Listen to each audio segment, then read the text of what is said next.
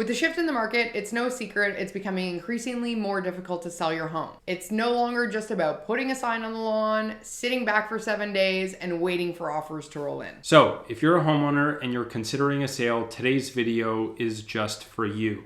Today we're talking all about how to sell your home successfully in a balanced market. Firstly, hiring the right agent is crucial for your success. You need a full-time, full-service agent who brings more than just their real estate license to the table. This includes services like staging and professional photography and videography. We all know that people are starting their search online, and a good agent is going to make sure that your property shows at its very best in the virtual world. On top of that, you want to ensure you're hiring a local market expert with trained negotiation skills. After all, this is your biggest asset we're talking about. And hiring an experienced agent brings us to our second tip.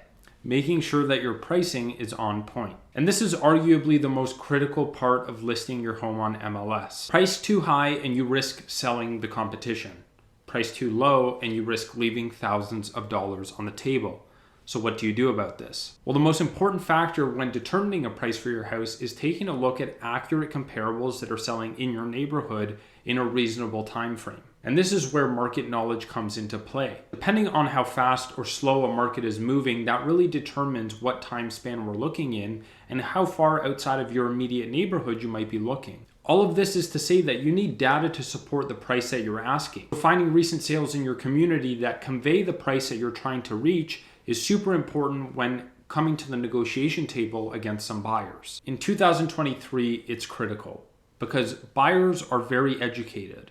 They're coming to the table, they're looking to negotiate, and a lot of times they're looking for a deal. And if you don't have the depth of the market knowledge and the comparables to back up your price, it's going to be difficult to negotiate. Before we even get to negotiations, I think one of the most important things you can do as a seller is have reasonable expectations. Because at the end of the day, if your expectations are out of line with what's happening in the market, it's going to lead to a lot of frustration and ultimately disappointment.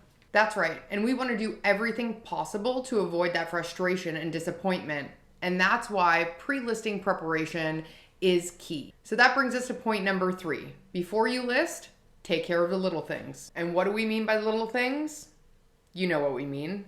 That to-do list that you haven't gotten around to, the grout that's still in your garage, or the outlet covers that are in a drawer somewhere. Now's the time. Get around to that list. Do those grout touch-ups, re-caulk around the tub if you need to, ensure you're doing a declutter, a deep clean, including windows and doors, change the hardware and light fixtures if you need to. You would be surprised at how much these little things add up to big dollars in a buyer's mind. And lastly, if you're in the mood for a little bit more of a project, you can take on some strategic renovations.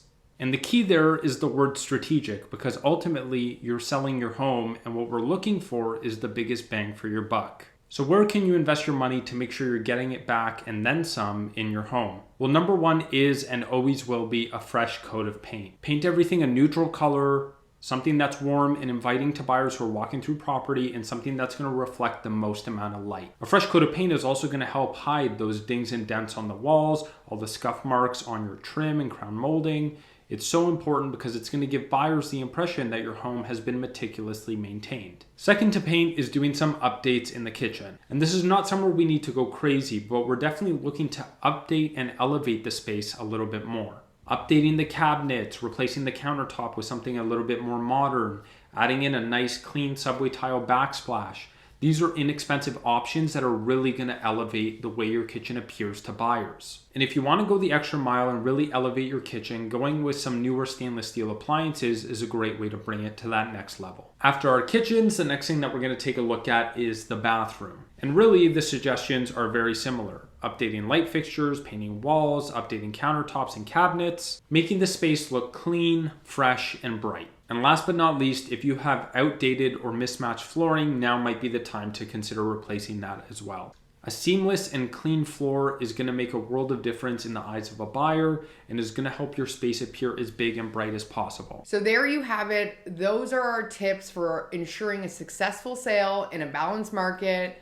Make sure you're doing the little things, you're doing strategic renovations, your pricing is on point, and most importantly, that you're hiring the right agent for you. That's right. Your agent should be able to take you step by step through these processes. They will have systems in place, have professionals in place to help you through the process and make things as seamless as possible. If you found this information helpful, do us a favor, like, comment, and subscribe to our channel.